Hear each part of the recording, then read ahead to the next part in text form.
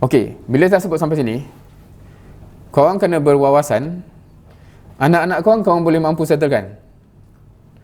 Ni wawasan yang mencabar sebenarnya. So saya pun bila anak masuk universiti, tolong usahkan anak saya. Bukan kita kata anak tu tak perlu usaha, tapi macam kita tak mampu nak settlekan anak macam parent Imam Syafi'i masa anak dia, faham? So untuk buat benda tu, korang kena carilah isteri yang memang power juga lah. Jangan nak cari isteri yang dakwah pun tak minat. So boleh InsyaAllah InsyaAllah apa? InsyaAllah cari pasangan cari pasangan yang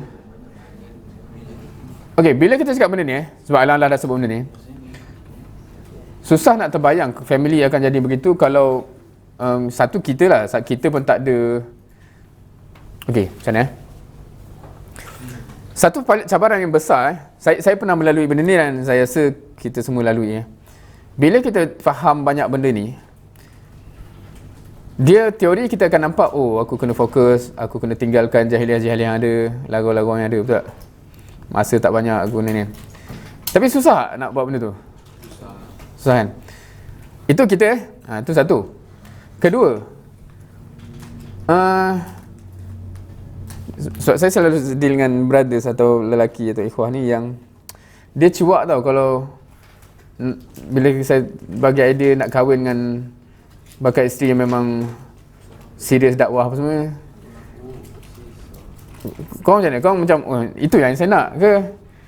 Saya selama ni jumpa memang dia cuak macam, alamak nanti dalam kat rumah pun dia cerita dakwah aku nak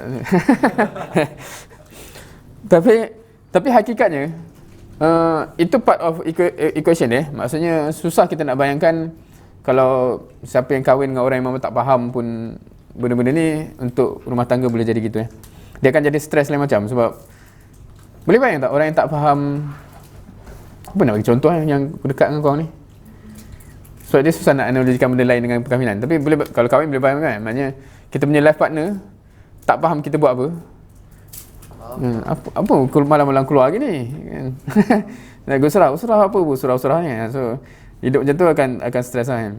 Macam semalam kita orang ziarah pencerosan tu, dia cakap tu satu memang faktor yang penting kan. Maknanya wife yang boleh remind kita kalau kita start lara, bang lama tak nampak pergi surah. So gitu kan.